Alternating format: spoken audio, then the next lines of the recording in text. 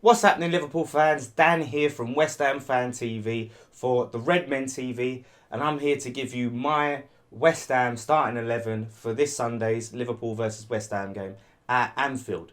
So let's get right into it.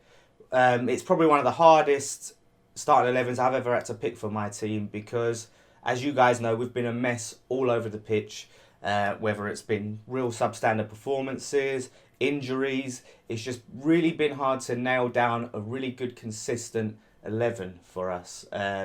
We've just constantly having to switch players in and out. It's been a nightmare, and confidence is at an all-time low.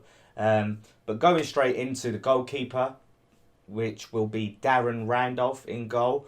Now here's a player who was brought in as a backup to our number one keeper Adrian last summer.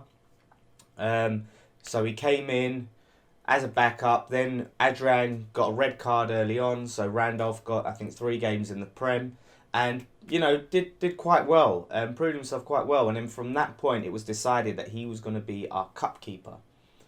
So we'd have Adrian in the league, Randolph in the cup. So that's the arrangement we've had, and it worked really well. Darren Randolph done very well, rarely put a foot wrong. Also done really well for Ireland in the Euros.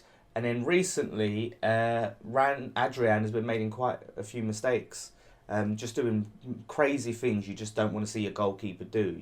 Coming out for no reason. And we just haven't had much confidence in him lately. So now Randolph has become our number one keeper, and we've had him in the league and Adrian in the cup, which I'm happy with. I'm happy to go with Randolph at this minute as our number one keeper. So yeah, we'll see how he does against you boys and your really good attack on Sunday. But a lot of that will come down to our defence, which has been a big problem for us. I know you guys have had some problems with your defence, but ours has probably been a lot worse.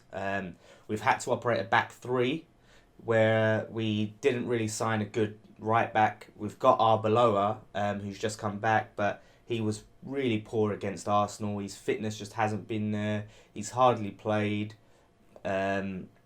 Really, really not impressed with Arbeloa. I'm sure he was hoping to get a match against you guys and return to Anfield on Sunday, but I can't see him playing for us. So, of that back 3 on the left, I'm going to go with Angelo Bonner. He's probably one of our better players. Hasn't been too good lately, like most everyone else. But when he's on form, he's a real solid defender. Also can play at left back, so that's good. He can sort of have a go forward if he needs to, but where he thrives is just being that rock in the centre back. So Angelo Ogbonna on the left of that. Then we've got Winston Reid in the middle of that back 3. Now here's a player who has been probably our shining light in a really poor team this season. He has been putting in some very good performances, made some really key tackles for us. So Winston Reid is going to be someone we're really going to rely on against your attack. So look out for Winston Reid. And then on the left of that back 3, now here's the tricky part. Where we had, it would be James Collins, but he got injured 2 minutes into the Arsenal game. And then you've got Reece Burke, who's another really good young player. He's injured, so we're going to have to play probably one of our worst players, which is Harvard Nordveit. Now Nordveit is, where do you start with this player? He was another one of these players brought in for Europe, and we all know how that turned out. So he's just very, very shaky at the back. Makes quite a few mistakes. A lot of people would say that he's the reason we lost to Tottenham when we was winning. He gave away a needless penalty, and he was just very shaky at the back. So that's a hole you guys can exploit in our back 3 there. Then we're going to be playing wing backs. On right wing back, I'm told we should expect to see the return of Michail Antonio, who is our greatest attacking threat. He's our top goal scorer. He's definitely a player you guys need to watch out for. He can run at players, he's got strength, he's got pace, and he's brilliant in the air. I think he's got the most headed goals this season in the Premier League. So balls into the box, set pieces, he's there on that back post to head him in. So that's a player you definitely got to watch out for. And if your defence is your weakest part, that's someone we're really going to rely on. Then on the other side, on our left wing back, another player that missed the Arsenal game that we're hoping that should return to start is Aaron Creswell. a Scouser. It's funny actually, when I was on the Social Club on Ball Street's channel, Ped was saying to me that he's a future future Liverpool left back, which we'll see. We'll see. If we go down, then there's probably a really good chance of that. I think he's about 25, so he's a really good age. I don't think we're going to go down. So I can see us keeping up. He does like West Ham. He's happy here. He's settled. But you never know. I want to keep him. But he's a very, very key player for us. We really missed him against Arsenal. Very good left back. Really good at putting balls into the box. Very good at free kicks as well. Like, he hasn't had much chance to take them. But yeah, he's very good at free kicks. So we're really happy to have him back on Sunday. So that's going to be key for us. Then in the midfield, we've got Pedro Obiang. Player didn't get too much of a chance last season, but when he did play, he never put a foot wrong. He's had some decent games this season, but recently, like a lot of the players, he's just not been up to the standards. So, I feel like we should have kept Alex Song. His experience is vital, and I think he has got leadership quality. So he's a player we could have really done with keeping. But we made a lot of issues a lot of problems in that transfer window, with selling certain players we shouldn't have sold and buying certain players. So then we've got Mark Noble, the captain. Now, Mark Noble had a fantastic season last year. A lot of people were saying that he should have been in the England squad, which I agreed with.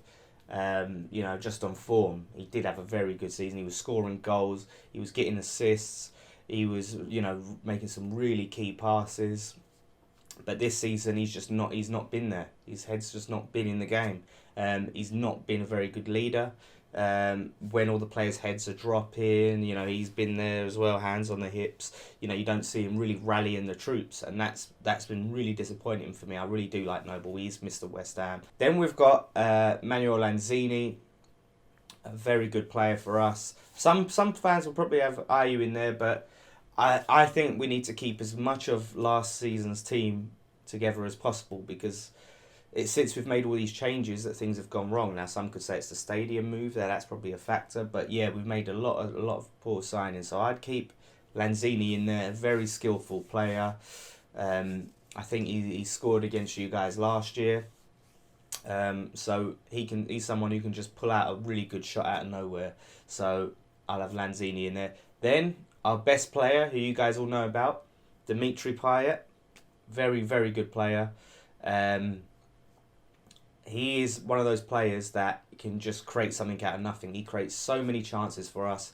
He's not been at his best lately. He's had some really poor games lately. But regardless, he can just, out of nowhere, will just create a chance that could just be the difference between winning the game and not winning the game. So he's very key for us. Like I said, he's been creating loads of assists. He's probably frustrated. I'd say he's frustrated because he committed his future to West Ham in the summer. I think he's also signed another deal with us. And we just completely failed in the transfer market. We failed to sign a top striker, a very good goal scorer. I feel like we should have signed Benteke from Liverpool, who is scoring goals. He's Premier League proven. He didn't do so well for Liverpool, but at the same time, when you look at what we've signed, I would have just paid the money, the 32 million you guys wanted, rather than getting like a Zaza or Kaleri, who's been awful. If we had a good goal scoring striker, then Payet would have someone to feed to. But it must be so frustrating. He's creating all these chances and they're coming to nothing.